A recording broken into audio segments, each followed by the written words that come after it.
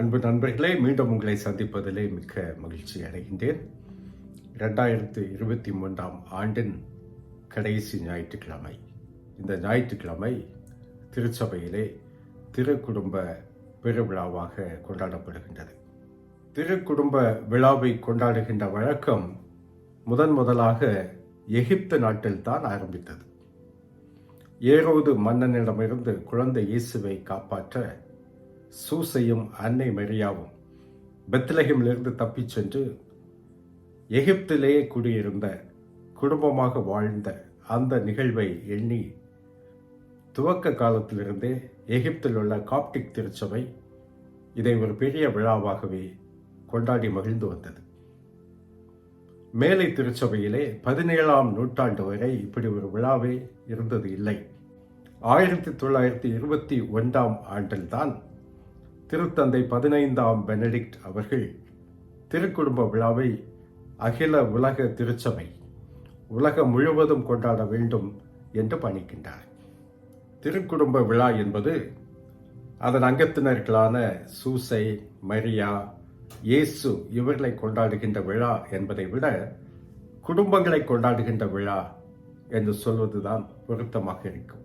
குடும்பங்களின் மேன்மையை நாம் இன்று கொண்டாடுகின்றோம். கிறிஸ்தவ குடும்பங்களின் எடுத்துக்காட்டாக திருக்குடும்பம் நமக்கு தரப்பட்டுள்ளது. திருக்குடும்பத்தில் உள்ள ஒவ்வொரு அங்கத்தினர்களும் நமக்கு ஒரு பாடத்தை கற்றுத்தருகின்றார்கள். முதலாக சூசை என்றும் வளனார் என்றும் யோசேப்பு என்றும் அழைக்கப்படுகின்ற திருக்குடும்பத்தின் தலைவரை நாம் உற்று நோக்குவோம்.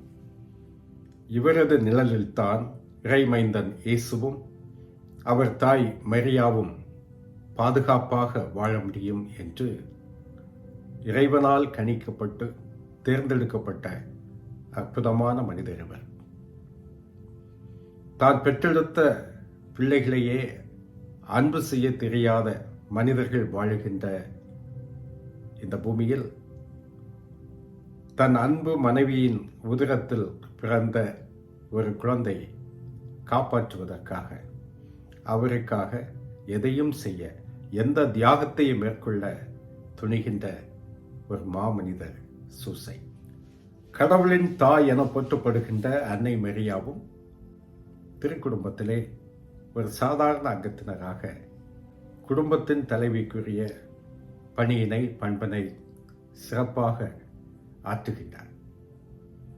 இறைமைந்தன் இயேசு குடும்பத்தின் கடையன், கடவுளுடைய மகன்.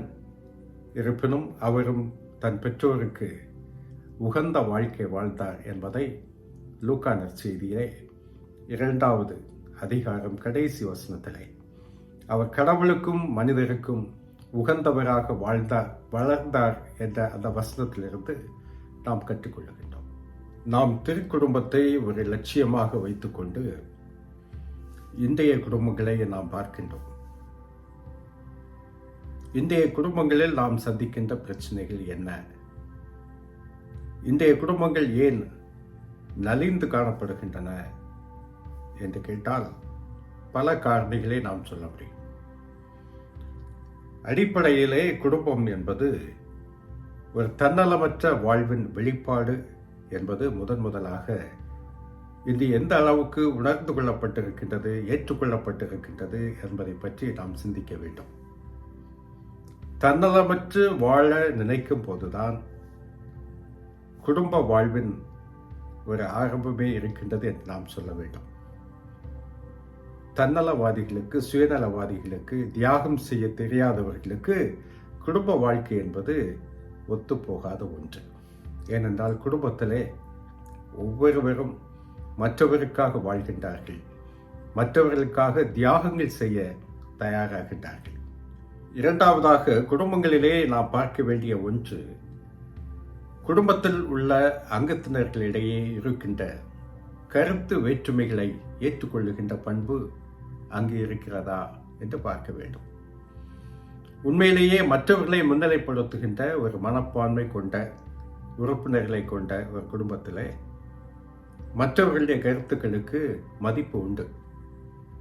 கணவன் தான் சொல்லுகின்ற கருத்து தான் இறுதியானது என்று சொன்னால் அது குடும்பம் அல்ல. குடும்பத்திலே மனைவிக்கு இடம் உண்டு, குழந்தைகளுக்கு இடம் உண்டு. எல்லோரும் வேறுபட்ட கருத்துக்களை கொண்டிருந்தாலும் அவர்கள் மனமுத்து வாழ முடியும் என்று சொல்லுகின்ற ஒரு அமைப்பு தான் குடும்பம். இதை பற்றி நான் பொதுவாக சொல்லுகின்ற பொழுது ஒரு கட்டடத்தை நாம் கட்டி எழுப்புகின்ற அந்த நிகழ்ச்சியோடு ஒப்பிட்டு சொல்லுவேன். பொதுவாக செங்கல்லினால் சுவர் எழுப்பப்படுகின்ற அந்த காட்சிகளை நீங்கள் நிச்சயமாக பார்த்திருப்பீர்கள். அந்த சுவர் எழுப்பப்படுகின்ற பொழுது செங்கல்களை அடுக்குகின்ற அந்த விதத்தை நீங்கள் கவனித்தால், ஒரு வரிசை செங்கல் நீளவாக்கில் அடுக்கினால் அதற்கு மேல் வருகின்ற அடுத்த அடுக்கிலே செங்கல் மாற்றாக நீளவாக்குக்கு குறுக்காக அதை அடுக்குவார்கள். இப்படி அடுக்கப்படுகின்ற இந்த செங்கல் சுவர் தான் வலிமையாக இருக்கும்.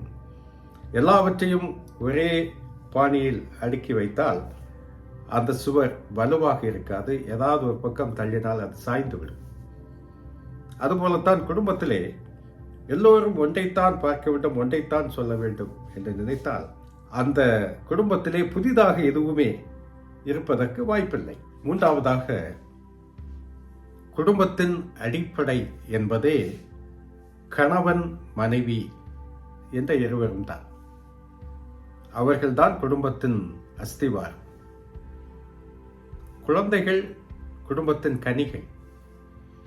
ஆனால் அந்த கனிகள் இந்த கணவன் மனைவி என்ற இந்த இரு பெரும் தூண்களால் தாங்கப்படுகின்றவைதான். கணவன் மனைவி என்ற இந்த உறவுதான் தாய் தந்தை உறவுக்கு அடுத்த நிலையில், மிக உயர்ந்த நிலையில் வைக்கப்படுகின்ற உறவு. எனவே குழந்தை பாக்கியம் என்பது ஒரு குடும்பத்திலே இல்லாமல் இருக்கலாம். ஆனால் கடவுள் ஒரு கணவனை, ஒரு மனைவியை கொடுத்திருக்கின்றார் என்பதுதான் குடும்பத்தின் ஆசீர்வாதமாக நாம் பார்க்க வேண்டும். பொதுவாக நாம் குடும்பங்களில் என்ன பார்க்கின்றோம்? கணவன் மனைவி ஒன்றாக வாழ்க்கையை ஆரம்பிக்கின்றார்கள். குடும்பத்திலே குழந்தைகள் பிறக்கின்றன. அதன்பின் கவனம் எல்லாம் குறிப்பாக பெண்களுக்கு குழந்தைகள் மேல் போய்விடுகின்றது. வேறு வழி இல்லை. ஏனென்றால் குழந்தைகளுக்கு பெற்றோரின் கவனம் என்பது தேவை. அதுவும் அன்னையின் தனிப்பட்ட கவனம் என்பது தேவை. ஆனால் இது என்ன நடக்கின்றது என்றால், இந்த குழந்தைகள் மீது கொண்ட அந்த பாசம், பரிவு தேவையான ஒன்று என்றாலும் அது கணவன் மனைவி இடையே உள்ள உறவை ஓரளவுக்கு பாதிக்கத்தான் செய்கின்றது. நான்காவதாக, குடும்பத்திலே இருக்க வேண்டிய உரையாடல் தன்மைகளை பற்றி நாம் பேச வேண்டும். உரையாடுகின்ற குடும்பங்கள் தான் மகிழ்ச்சியான குடும்பங்களாக இருக்க முடியும். பேசுகின்ற, உரையாடுகின்ற தன்மை இன்றைக்கு இல்லாமல் போகின்ற அந்த அவலம்தான் குடும்பங்கள் நலிவடைவதற்கு காரணமாக இருக்கின்றது. இனி குடும்பத்துக்குள்ளே இருக்க வேண்டிய அந்த உறவின், உரையாடலின் தன்மை பற்றி பேசுகின்ற பொழுது திருத்தந்தை பிரான்சிஸ் அடிக்கடி சொல்லுகின்ற ஒரு விடயம், குடும்பத்தில் அதிகமாக பேசப்பட வேண்டிய, கேட்கப்பட வேண்டிய 3 சொற்கள் பற்றி அவர் சொல்லுவார். ஒன்று ப்ளீஸ். ப்ளீஸ்ன்னு சொல்லுங்க. அது அவன் வேலை தானே, அதாவது செய்யட்டுமே. ஏன் அதில் என்ன ப்ளீஸ், அதை எடுத்து வை அப்படின்னு சொல்லுவோம். ப்ளீஸ் எடுத்துட்டு வாங்களே, தயவு செய்து அதை கொண்டு வாங்களே சொல்லும்போது அங்கே மதிப்பு என்பது குடும்பத்திலே அதிகமாகின்றது. எல்லாரும் மதிக்கப்பட வேண்டியவர்கள் என்பதை இந்த ப்ளீஸ், தயவு செய்து என்று சொல்லுகின்ற அந்த வார்த்தைகளே நாம் பார்க்கின்றோம். இரண்டாவதாக அவர் சொல்வது சாரி. எல்லாருமே தப்பு செய்வோமே. ஒரு கணவன் அல்லது குடும்பத்தின் தலைவன் தப்பு செய்தா மனைவிகிட்டயோ பிள்ளைகள்கிட்டயோ சாரி அப்படின்னு சொல்லட்டுமே. அது அந்த குடும்பத்தின் அந்த உறவு நிலையே வித்தியாசப்படும். அப்பா சாரின்னு சொல்லிட்டாப்பா, விடுங்க, அது என்ன பெரிய விஷயமா அப்படின்னு சொல்லுவாங்க. அதே போல தேங்க்யூ, நன்றி அப்படின்னு சொல்லுவாங்க. யாரும் கடமைகளை செய்தார்கள், சரி அவங்க கடமையை செய்தார்கள் விட்டு விடுவதில் உறவு இல்லை. தேங்க்யூ. மனைவி நல்லா சமைச்சு போட்டிருக்காங்க, நல்லா இருந்துச்சுமா, ரொம்ப தேங்க்ஸ் அப்படின்னு சொல்லுங்க, சந்தோஷப்படுவாங்க. எனக்கு நல்லா பண்ணீங்க, இன்னைக்கு அருமையாக பெர்ஃபார்ம் பண்ணீங்க, நீங்கள் செய்தது அந்த உதவி ரொம்ப நன்றி, தேங்க்ஸ் சொல்லுங்க. குடும்பத்தின் உறவு மேலோங்கி செல்வதை நாம் பார்க்க முடியும். எனவே குடும்பங்களில் அன்பும் பண்பும் பாசமும் விட்டு கொடுத்தலும் தியாகமும் நாம் கற்றுக்கொள்ளுகின்ற ஒரு பல்கலைக்கழகமாக இருக்கின்ற அந்த குடும்பங்கள் வாழ வேண்டும், வளர வேண்டும். உங்களுடைய குடும்பங்களும் செழிக்க வேண்டும் என வாழ்த்தி அன்போடு புத்தாண்டு நல்வாழ்த்துக்களை தெரிவித்துக் கொள்கின்றேன். நன்றி.